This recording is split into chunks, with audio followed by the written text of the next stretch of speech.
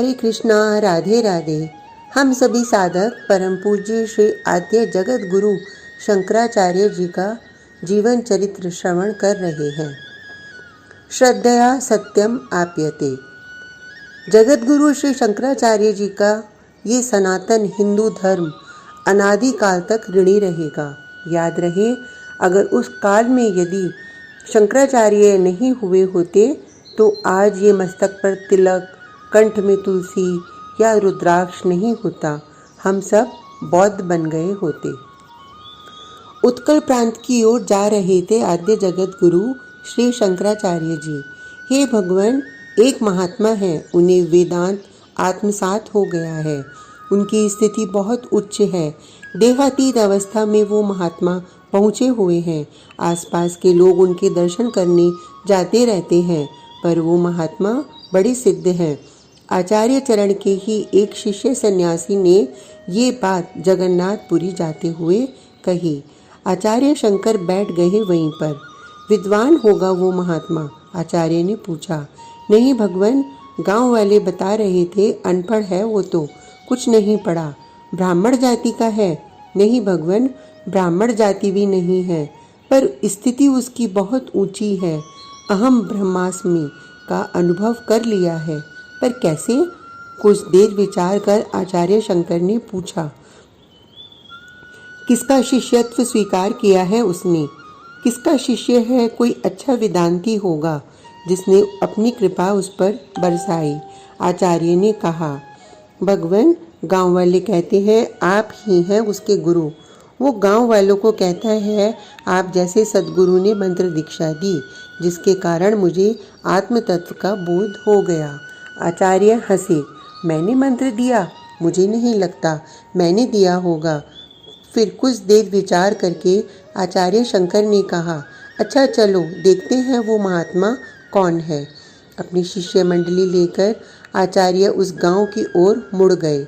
गांव के पास में ही एक छोटी सी नदी बह रही थी। बरगद का वृक्ष था, उसके ही नीचे वो महात्मा। आचार्य शंकर ने देखा, ओह ये हैं। उसे देखते ही चौंक गए थे शंकराचार्य जी। मैंने कहा ना, मैं तुम्हें मंत्र नहीं दे सकता, जाओ यहाँ से। उस देहाती व्यक्ति को शंकराचार्य जी ने पहले तो बहुत समझाया। मैं तुम्हें दंडी सन्यासी कैसे बना सकता हूँ? वर्णाश्रम को मैं पूर्ण मानता हूँ और हमारे शास्त्र में लिखा है दंडी सन्यासी मात्र ब्राह्मण ही होता है और तुम ब्राह्मण नहीं हो। पर भगवान, मंत्र देकर मुझे अपना शिष्यत्व स्वीकार कर ही लो। उस अनपढ़ गंवार व्यक्ति ने फिर प्रार्थना की। पढ़ा लिखा होता तो एक बार मना कर दिया, चला ही जाता, पर जिद्दी था। मुझे गुरु बनाना है तो मात्र शंकराचार्य जी को ही। पर शंकराचार्य जी दीक्षा दे नहीं रहे थे इसे। ये भी कहाँ मानने वाला था। इसे तो मंत्र चाहिए था ताकि वो जप करे, पर मंत्र मिले तो तब ना, जब शंकराचार्य जी शिष्य स्वीकार करें। हद है, ये तो पीछे ही पड़ गया भाई। एक दिन झुंझला गए आचार्य शंकर। जब मैंने मना कर दिया, नहीं दूंगा मंत्र, नहीं दूंगा दीक्षा, तो जाओ। अजीब भक्त है। फिर चरण पकड़ लिए। नहीं भगवान, ऐसे मत कीजिए, मैं बहुत आस लेकर आया हूँ आपके पास। पर भैया, तुम पढ़े लिखे हो नहीं, मेरी इस वेदांत सिद्धांत को क्या समझोगे? और वैसे भी ब्राह्मण के अलावा मैं किसी को मंत्र देता नहीं हूँ। तो क्या ब्राह्मण को ये ब्रह्म बनाया है? हम क्या घास कूड़ा हैं?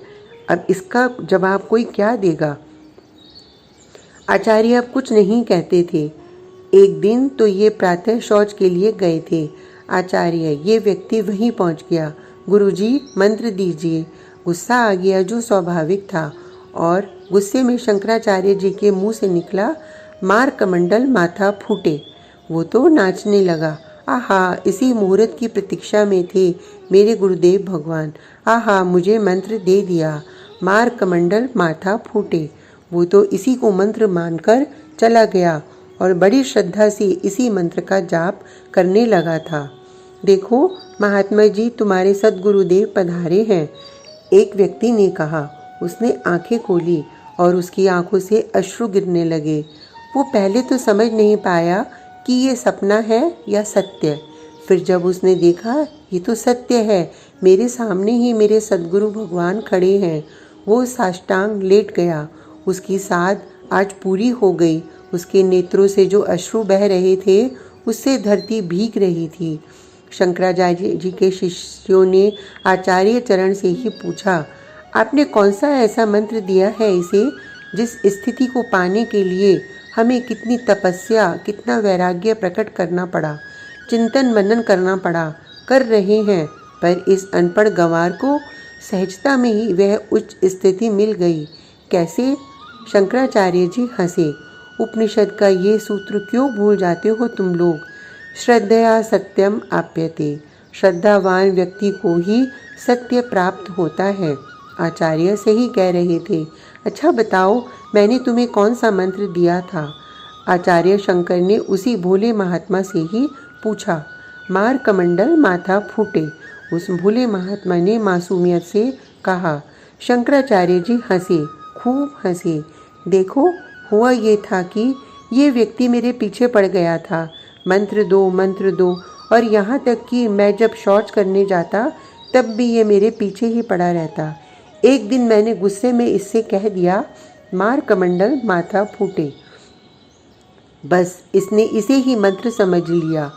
पर भगवान, सही मंत्र के जाप से हमें वो सिद्धि नहीं मिली जो इसको मिल गई। क्यों? शिष्यों ने पूछा।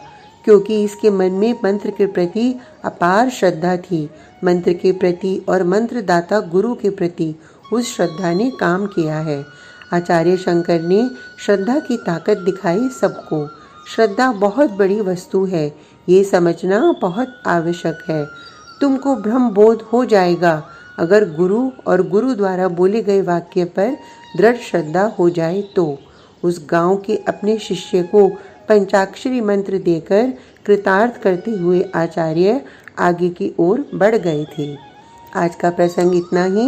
कल तक के लिए हरे कृष्णा, राधे राधे।